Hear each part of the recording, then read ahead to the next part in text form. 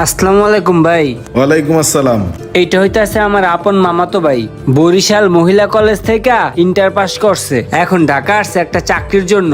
আমাদের এইখানে একটা চাকরি দেওয়া যায় ওরে? চাকরি করবে না? আগে চাকরি বাকরি করছো?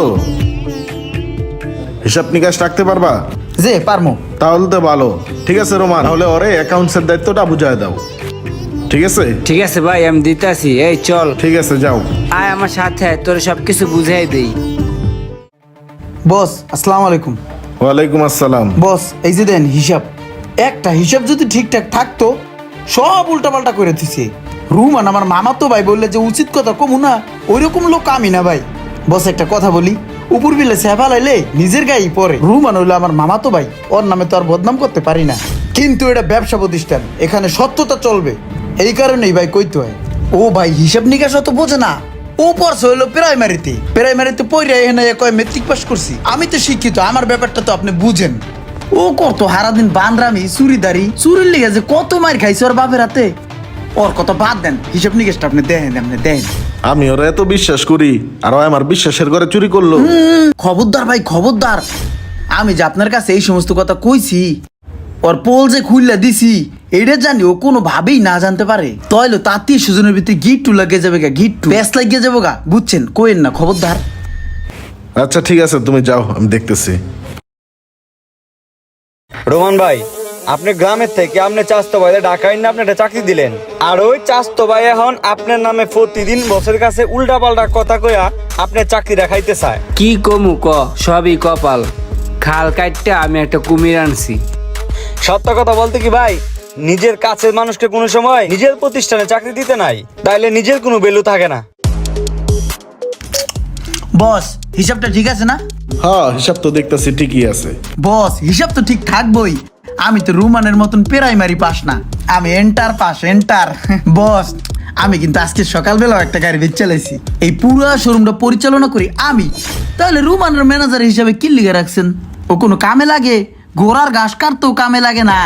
আপনার জায়গায় আমি হইলে এই প্রাইমারি পাস রুমান রে পাশে লাথি দেখিয়ে দেয় দিতাম। আপনি আমার ম্যানেজার বানান, আপনি দেখেন আপনার এই শোরুমের কি উন্নতি না করিয়া দিই। কথাটা খারাপ কও নাই, আমিও ইদানিং রোমানের একটু অবহেলা দেখতাছি। আচ্ছা ঠিক আছে, আজকে থেকে তুমি হইলো গিয়ে এই শোরুমের ম্যানেজার, আর তোমার আন্ডারে তুমি রোমানটা একটা দায়িত্ব বুঝাই দিও, ঠিক আছে? হ্যাঁ, এত বড় শোরুমের ভিতরে কামের কোনো হাল আছে? চা টানা লাগে, বিস্কুট টানা লাগে, কেলা আনা লাগে, গাড়ি মোছা লাগে, ঝাড়ু দেওয়া লাগে, আমি যেটা ভালো মনে করি সেটা বুঝাইতে মানে। আচ্ছা ঠিক আছে। বাংলাদেশে যত বড় বড় গাড়ি আয় সবই আশরাফ ভাই ইম্পোর্ট করে। আয়ো তোমার লগে পরিচয় করাই দিই আশরাফ ভাই। সালাম আলাইকুম আশরাফ ভাই। ভাই আমি তো শোরুমে সময় টময় দিতে পারি না, বিভিন্ন কাজ নিয়ে ব্যস্ত থাকি, গাড়ি গুড়ি লাগলেও আয়া নিতে পারি না। এই যে আমার ম্যানেজার ইমরান, মাঝে মাঝে গাড়ি গুড়ি লাগলে নিতে হলে দিয়ে দিয়েন। আর ইমরান এই হচ্ছে সেই আশরাফ ভাই, বাংলাদেশের সবচেয়ে বড় ইম্পোর্টার। জি ভাই, আসসালামু আলাইকুম। ওয়ালাইকুম আসসালাম। গাড়ি গুড়ি লাগলে হের কাছ থেকে ঠান্ডা লয়ে যাবে। ঠিক আছে ভাই। ভাই দিয়ে দেন কিন্তু, হ্যাঁ?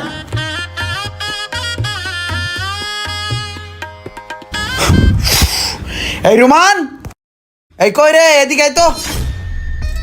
ওরে মারে, কি হইছে বল? ওই রুমান যা তো, এক কাপ চা লয়া, মাথা মতো ঘুরাইতেছে, যা।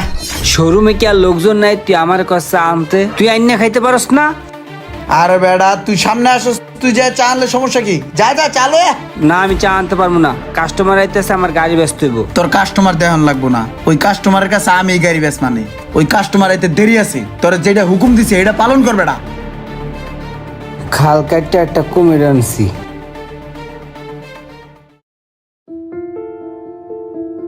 আসসালামু আলাইকুম ভাইয়া। ওয়ালাইকুম সালাম। ভিতরে আসবো?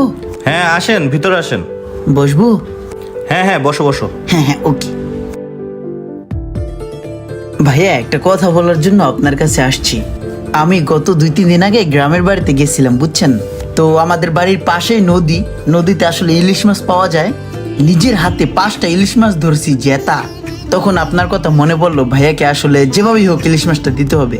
আর আমার মায়ের হাতের মুরগি ছিল, 4টা মুরগি নিয়ে আসছি ভাইয়া আপনার জন্য। আপনি কিন্তু এগুলো না করবেন না, রাখবেন কিন্তু ভাইয়া প্লিজ।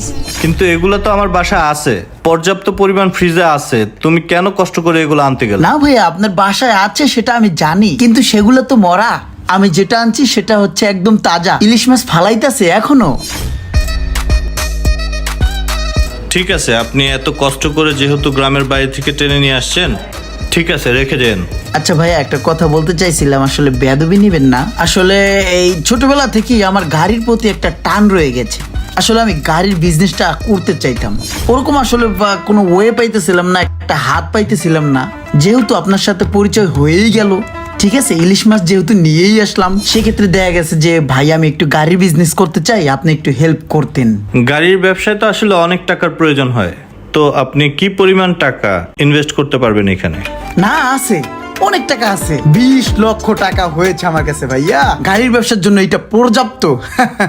ও আচ্ছা, এই কাহিনী। দাঁড়া, তার ব্যবসা আমি ছুড়াইতেছি। 20 লক্ষ টাকা এটা গাড়ির ব্যবসায় পর্যাপ্ত না। আচ্ছা ঠিক আছে, আপনি যখন আসছেন আমি প্রয়োজন মতো আপনাকে ডেকে নিব। ভাই দেখবেন কিন্তু, এটা কিন্তু আমার একটা স্বপ্ন, ড্রিম। আচ্ছা ঠিক আছে, ঠিক আছে, দেখতেছি ব্যাপারটা। তাহলে আসি।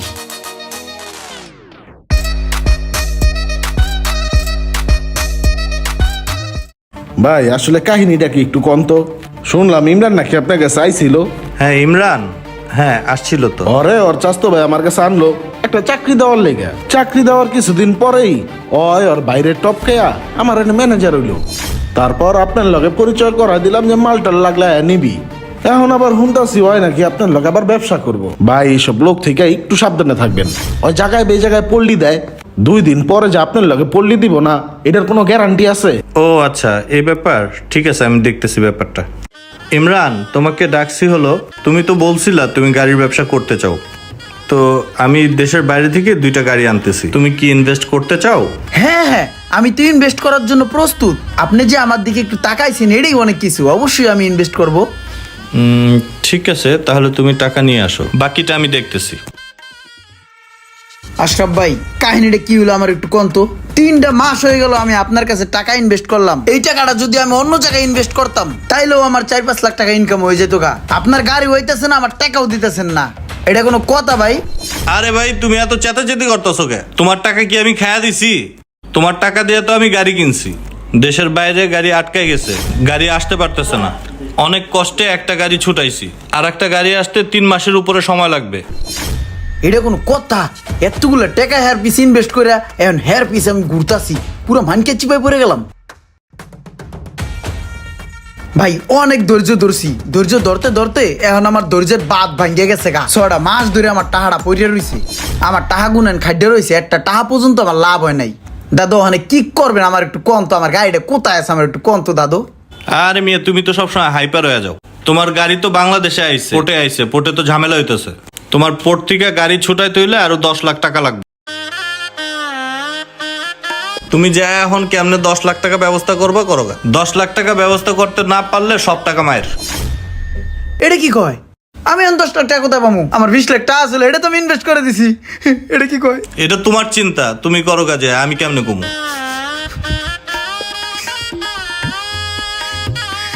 মুরব্বীদের একটা কথা আছে, অতি চালাকের গলায় দড়ি। অতিরিক্ত চালাকি কখনো মঙ্গল বয়ে আনে না, আর আপন মানুষের সাথে বেইমানি করে কেউ কখনো উন্নতিও করতে পারে না।